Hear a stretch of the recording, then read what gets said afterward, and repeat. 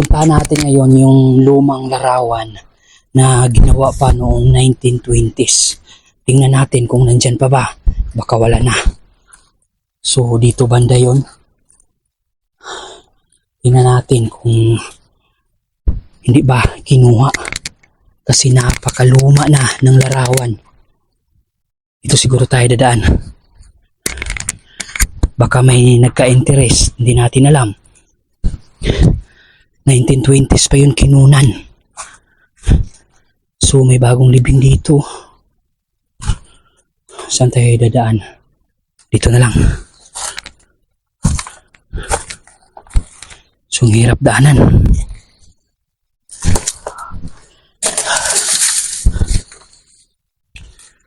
So mga isang taon na siguro na hindi ko nabalikan yung larawan.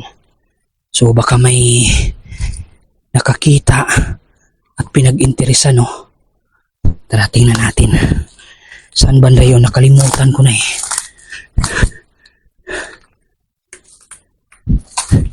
Grabe yung larawan.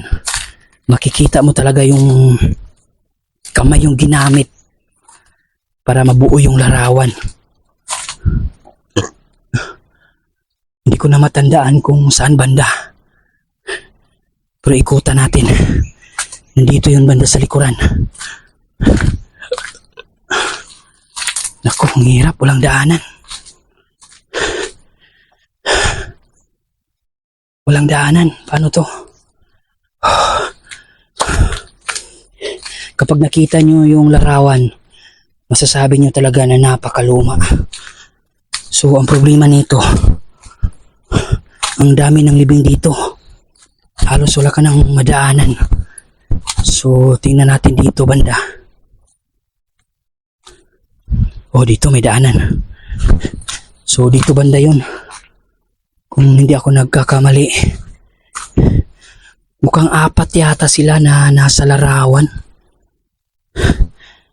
So, mayroong gagamba, oh. Hindi natin sirain yung bahay niya, no? Kawawa naman. So, iwasan na lang natin. Oh my God, butas. So, possible nandito banda. Ikutan natin, oh. Mukhang dito yun, eh.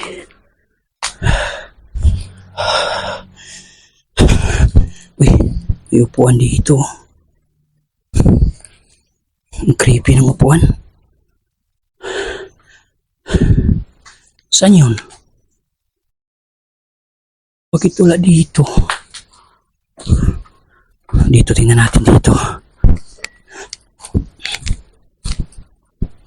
Uy, may bagong libing dito. Bagong gawa, oh.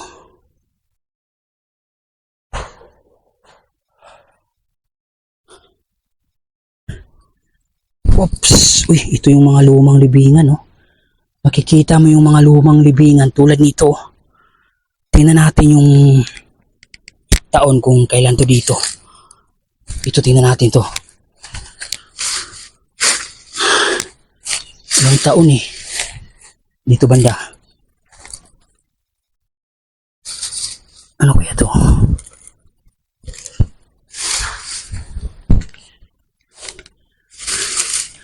So wala ng mga petsa, no? Dito banda sa may likuran. Oo, wala na. Ah, ito. Grabe, oh. Napakaluma nito. Died on August 23, 1939. Sabi ko na nga ba, isa to sa mga pinakalumang nicho na nandito. Yung isa may butas. Ito, kinuha na yung laman. Wala nang laman, oh. Bakit kaya kinuha? Hindi kaya may kinuha na mahalagang bagay. So, ito, dami nila dito. Mga 1930s pa to na mga libing. So, patuloy tayo, no? Yung hinahanap natin na lumang larawan. Saan na banda yun? Dito banda yun. Nako. Mukhang naligaw tayo, ah. Mukhang paikot-ikot na lang tayo, ah.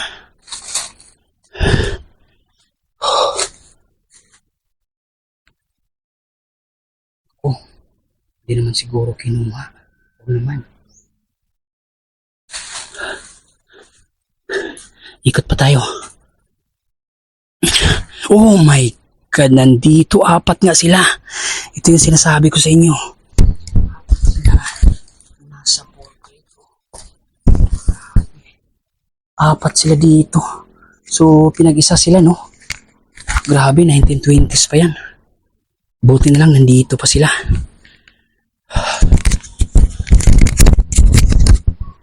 So, ibig sabihin, pinoprotektahan sila or pinoprotektahan yung portrait na yan sa may-ari. Walang sino man na pwedeng kumuha niyan. Mabuti nandito pa. So, tara. Alis tayo dito. Saan tayo dadaan? Dito ba? Or dito? Di ko na alam. Walang daanan.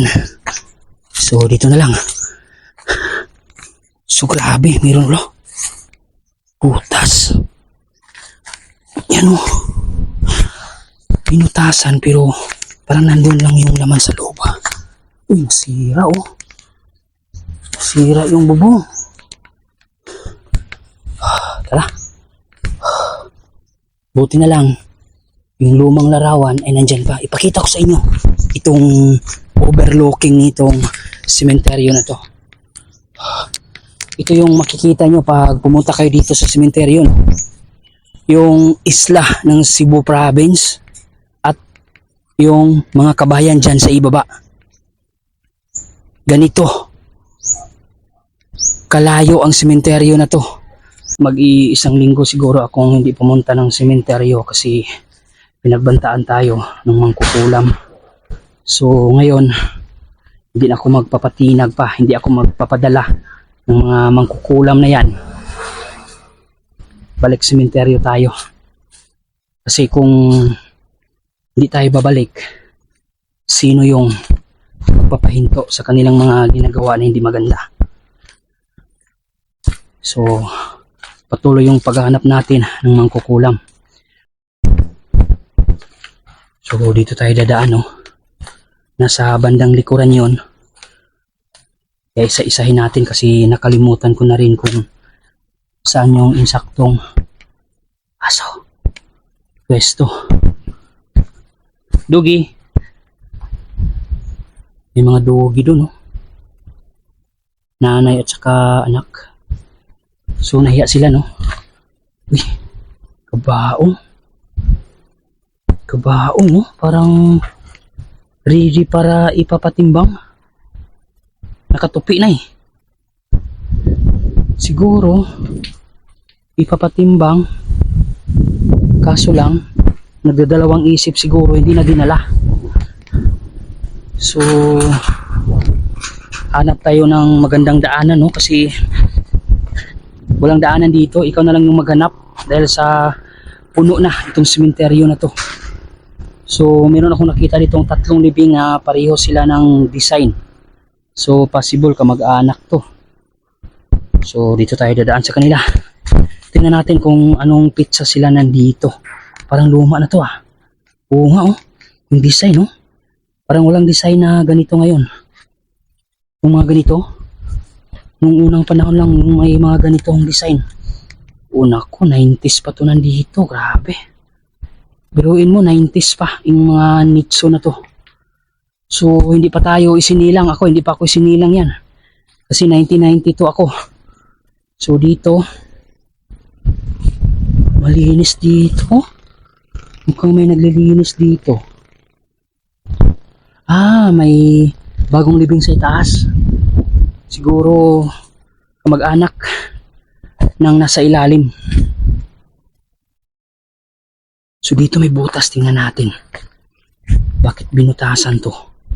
Tapos parang tinakpan ulit. Yan o. Uy, nandun pa sa loob yung mga buto. Nasa sako. Nasa loob yung mga buto. Siguro hindi pa naagnas kaya iniwan muna dyan para yung buto na lang yung kunin. So dito tayo.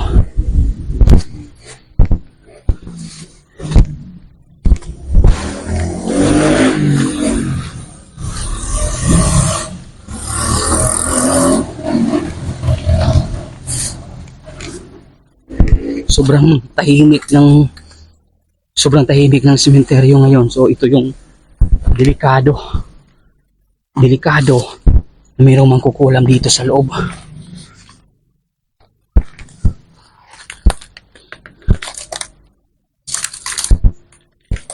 Nako, parang uulan yata. Ang bata niyang pumanaw, oh.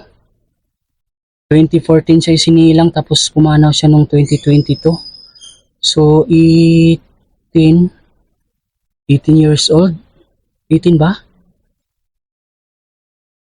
14 plus 8, hindi 18 eh. 8. Ha? 8 years old lang. Oo. Grabe. Ganyang kabatang edad, no? Kinuha na. So, sa may mga kabataan dyan, ingatan nyo yung mga kabataan nyo. Huwag nyo hayaan na ganyang edad ay kunin na. Depende kasi yan sa pag-aalaga. At kayong mga kabataan din dyan, mag-ingat kayo sa mga buhay nyo. Pabuti nyo naman ng hanggang 70, 80 years old yung buhay nyo para ma-enjoy nyo kung gaano kaganda itong mundo. Grabe. Nakakalungkot pag may makita ka na ganito. Mga baby nila siguro yan. My God.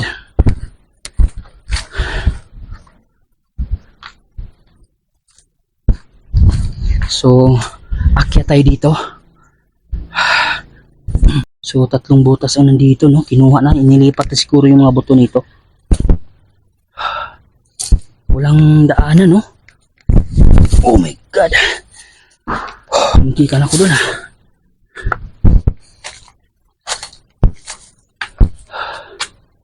So, maganda, oh. Meron nilagyan dyan ng bubong, no? Para hindi mabasa yung larawan.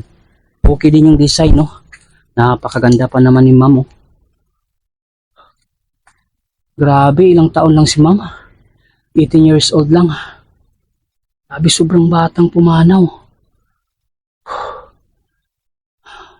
Hindi mo talaga alam kung hanggang kailan yung buhay mo, kaya kailangang laging handa.